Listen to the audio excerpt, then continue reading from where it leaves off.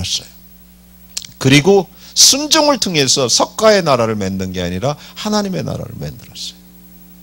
하나님의 뜻이 이루어진 거예요. 이 땅에 소망이 있게 하셨어요. 예. 그래서 우리는 예수님께서 나를 위해서 한 십자가의 그 삶을 잊어버리는 순간 문제가 발생을 합니다. 이것은 굉장히 중요해요. 기독교가 십자가를 잊어버린 순간 문제가 늘 발생합니다.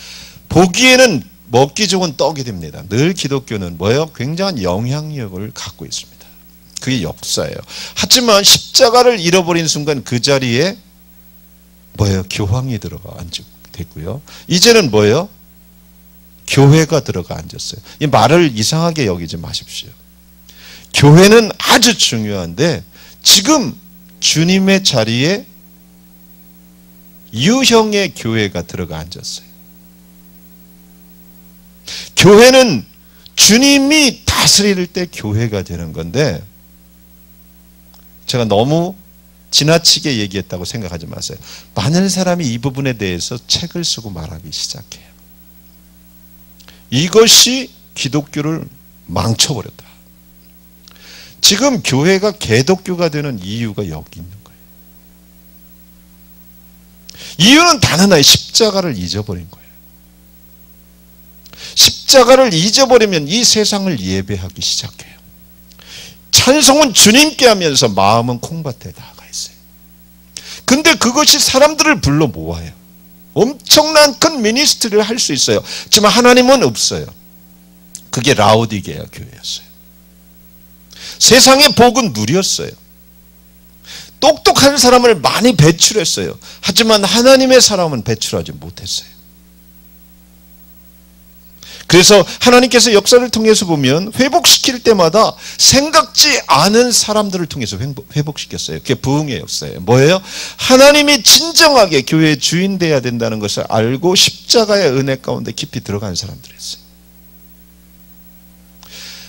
바울은 고린도전서 12장에 이런 말을 해요. 그러므로 형제들아 하나님의 모든 자비하심으로 너희를 권하노니 너희가 뭐예요? 하나님 기뻐하시는 너희 몸을 거룩한 산제사로 드리라 그러죠. 이것이 너희의 드릴 영적 예배래요. 뭐 주님이 그렇게 하셨으니까. 우리는 십자가를 너무 쉽게 통과해 버렸어요. 근데 십자가는 죽을 때까지 교회가 가질 수 있는 가장 큰 축복이에요. 십자가를 통해서만 온 세상보다 더 존귀한 나를 발견할 수 있는 유일한 비결이에요. 십자가가 빠지면 나보다 더 잘 사는 사람에게 시간이 다 뺏겨버려요. 나보다 더 잘 나가는 사람에게 시각이 뺏겨버려요. 세상에게 가버려요. 뭔 얘기인 줄 아세요? 그리고 고난을 피하고 싶어 해요. 근데 십자가가 부어진 순간 우리는 뭐예요? 이 세상보다 더 귀히 보시는 나를 발견해요. 그게 십자가의 비밀이에요. 그리고 뭐예요? 주님처럼 십자가를 통해서만 이 땅이 회복될 수 있다는 확신을 갖게 돼요. 그리고 진정한 하나님을, 그 놀라운 사랑의 하나님을 예배하기 시작해요. 십자가는 능력이에요. 이 십자가 안에 있을 때 사람이 가장 강력해요. 귀신들이 우리가 아무리 은사를 받아도 우리에게 안 떨어요. 근데 우리가 십자가의 권능 안에 서 있으면 귀신들이 떨어요. 다시 한번 말합니다. 예언의 은사, 어떤 은사를 가졌어도 귀신은 별로 안 떱니다. 여러분 잘 알으셔야 돼요. 은사를 가지고 귀신을 쫓을 수는 없습니다. 은사를 행할 수는 있어요. 하지만 은사가 없어도 십자가의 능력만 가진다면 어둠을 쫓을 수가 있어요. 이게 비밀입니다. 세상을 이길 수 있는 비결은 십자가밖에 없습니다.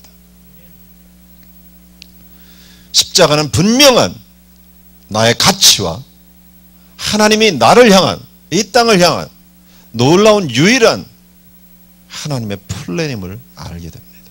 이 십자가는 정말 잊지 말아야 돼요. 죽을 때까지 붙잡아야 돼요. 이것을 붙잡는다면 분명히 우리는 주님을 선택할 수밖에 없습니다. 이 세상을 다 준다고 해도 십자가를 버릴 수 없습니다. 우리 그 순교자의 영생 강원도 철원 무슨 뭐 권사님? 그건 너 버려 뭐 만화 영화 있었잖아요. 했더니 나는 못 버린다고. 그죠? 이 십자가예요. 근데 결국은 그 십자가에 주님이 계시거든요. 사랑하는 여러분, 2012년 뿐만 아니라 앞으로 여러분이 가장 잘 살 수 있는 비결은 세상을 이기면서도 넘어지지 않을 수 있는 비결. 여러분이 정말 하나님의 뜻을 이루면서 2012년에 하나님께서 축복하셔서 10억 불을 주실지라도 여러분이 그것에 넘어지지 않을 수 있는 유일한 비결이 있다면 십자가밖에 없어요. 여러분이 기도한 응답이 여러분을 무너뜨리게 할 수 있다는 거 아세요? 기도 응답은 됩니다. 그렇지만 그 기도 응답 때문에 십자가를 버립니다. 그러면 그 사람 돈은 10억 불 가렸을지 모르지만 세상을 두려워하는 사람이 됩니다.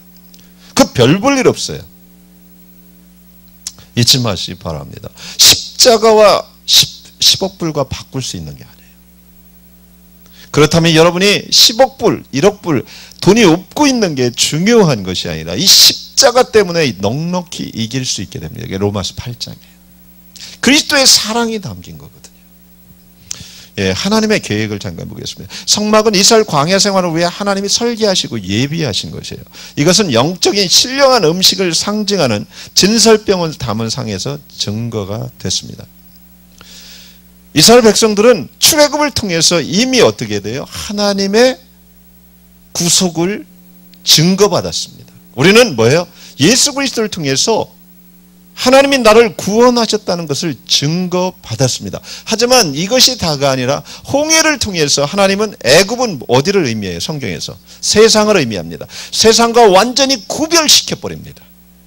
애굽이라는 것은 그냥 홍해가 갈라진 것이 아니라 그동안 구원을 받았지만 아직도 애굽의 영향력에 있던 이스라엘 백성을 애굽과 분리시켜버린 게 홍해 사건이에요. 더 이상 이스라엘은 애굽의 속국이 아니에요. 속한 사람들이 아니에요. 홍해를 통해서 완전히 구별시켜버렸어요. 하나님. 예, 애굽은 이렇기 때문에 애굽이라네. 이스라엘은 이렇기 때문에 이 세상에 존재하지만 세상에 속한 사람들이 아니에요. 우리 교회도 마찬가지예요. 우리 크리스찬도 마찬가지예요. 우리는 이 땅을 거닐고 있어요. 왜? 이스라엘 백성들이 광야를 거닐었어요. 하지만 광야가 우리의 정착지도 아니고 우리의 목적지도 아니에요. 우리의 목적지는 따로 있어요. 그것이 가나안이에요. 마찬가지예요. 우리도 이곳의 삶을 살고 있지만 이곳이 우리의 정착지도 목적지도 아니에요. 우리의 목적지는 따로 있어요. 나그네와 행인 같은 삶이라는 거죠. 사랑하는 여러분, 이곳에서 살아낼 수 있는 비결은 이스라엘의 하나님이 성막을 통해서 그들을 먹이고, 그죠? 만나를 먹이고 양육하고 강하게 하고 결국은 이끌었듯이 우리도 마찬가지예요.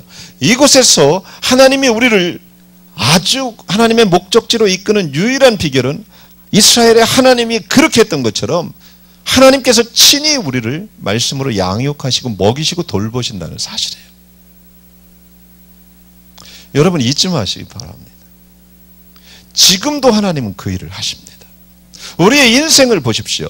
여러분 성막 앞에서 현실의 좌절감과 미래의 어두움과 과거를 향한 애착을 가졌던 이스라엘 백성들을 욕할 게 아니라 우리 안에 성막이 있잖아요. 지금은. 맞아요?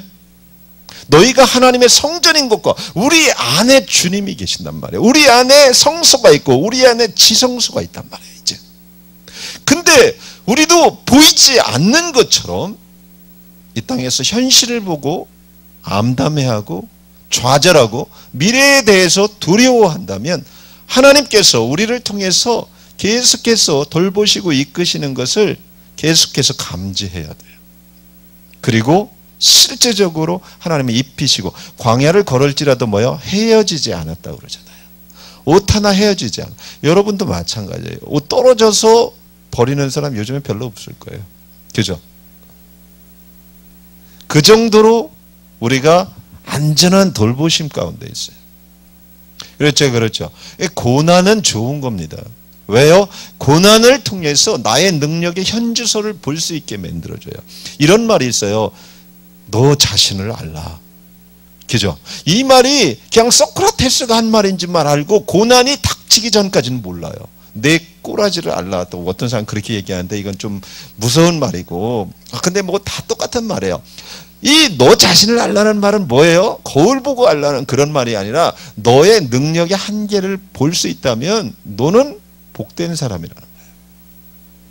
근데 고난이라는 것은 뭐예요? 내 능력으로 할 수 없는 문제에 봉착한 상태예요. 내 능력의 한계를 보았어요. 그때는 나는 뭐예요? 하늘을 보는 수밖에 없어요. 하나님의 능력. 하나님이 그래서 고난을 통해서 눈을 열어주세요. 주님의 손을 잡게 해주세요. 이건 굉장한 축복입니다. 왜? 잡을 수 있었고 하나님이 도와줬는데도 몰라요. 그게 호세아 2장이에요. 고멜이죠. 뭐예요? 딴 남자가 나를 잘 먹인다고 그 남자를 쫓아가고 있어. 호세아 2장에 하나님 뭐라고 그래요? 그 남자 내가 다 쫓아버리겠다. 그리고선 실제로 네가 먹고 이쁜 거 누가 줬는지 네가 알 것이다. 그때. 그죠? 맞아요? 근데 그 다음 장면이 뭐예요? 내가 광야에서 그를 계유하겠다 그래요. 하나님은 우리를 귀시자대기 때리면서 내가 그럴 줄 알아서 막 밟아버린다. 그렇게 하지 않고 뭐예요? 그 끝에서 다시 하나님의 사랑으로 우리를 품어주세요. 이게 은혜예요. 우리 같으면 우리를 배신하고 떠났어요. 그러면 쫓아가서 그 상대 능력도 없으니까 내가 능력이 있으니까 확 잘라버리고 한국으로 보내버려. 말이 좀 이상하네.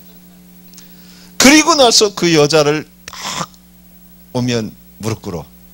잘못했지. 어디서 떠나라. 이런 식으로 하죠. 그러면서 우리는 딱 다리 떨면서 나를 우습게 봤어. 이렇게 할 거예요. 하지만 하나님은 그러신 분이 아니에요. 그죠?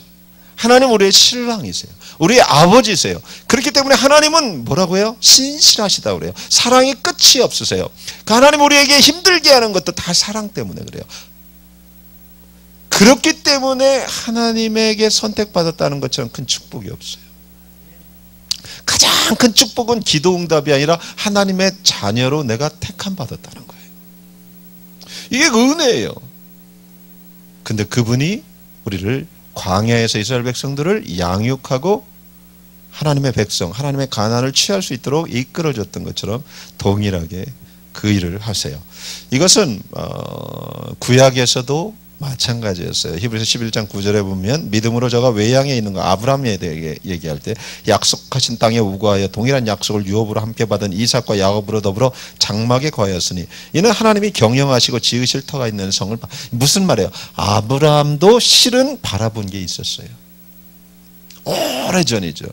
구약시대 사람들은 죄의 문제가 해결이 돼야지 주님과 만날 수 있다는 걸 알았어요. 주님이 예비해 놓으신 거예요. 그래서 구약에는 뭐가 있었어요? 하나님이 신약의 예표로 히브리서에 얘기하죠. 레위기가 있었단 말이에요. 뭐예요? 하나님이 요구하신 제물의 피가 필요했어요. 그 피를 통해서 구약 백성들은 다시 오실 예수 그리스도를 바라본 거예요. 어린 양의 피를 통해서 실제 어린 양을 바라보고 그들은 구원을 받았어요. 제 말이 뭔 말인지 아세요? 구약에는 어떻게 구약도 다 나눠요. 히브리 성경은 얘기해요. 제물을 통해서 예수 그리스도를 바라본 거예요. 온전하게 구속하실 어린 양이 온다. 그가 메시아다는 것을 이스라엘 백성들은 알고 기다렸는데 아직 오지 않았기 때문에 모형을 가지고 있었지만 by faith가 그것도 그때도 워킹을 했다는 것을 히브리서는 얘기를 하고 있어요. 사랑하는 여러분, 그래서 크리스천은 지금 이곳에서 나는 어떤 태도로 살아가야 되는가 질문을 해야 합니다. 나는 어떠한 태도로 지금 이곳에서 숨을 쉬고 살아가야 하는가? 이건 굉장히 중요해요. 우리는 지금 2012년을 계속 얘기하고 있어요. 2012년이 지나면 2013년이 될 거예요. 우리는 어쩌면 초침이 움직이는 것처럼 정말 다니엘 김 선교사님 말대로 그 중동과 이쪽으로 쭉 돌아보면 정말 초침이 움직이는 것 같은 느낌을 받는다 그러죠. 시간이 다 될 거예요. 성경의 예언들이 그대로 풀어지고 있어요. 근데 우리는 한 곳에 있다 보니까 그냥 조금 시각이 너무 나 위주로 갔어요. 근데 하나님의 시간은 계속하고 있어요, 지금.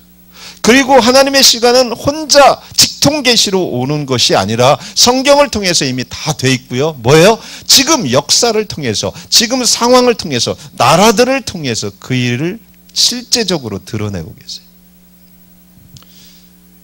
이것은 굉장히 중요합니다. 디모데전서 2장 11절에 보면 모든 사람의 구원을 주시는 하나님의 은혜가 나타나 우리를 양육하시되 경건치 않은 것과 이 세상 정욕을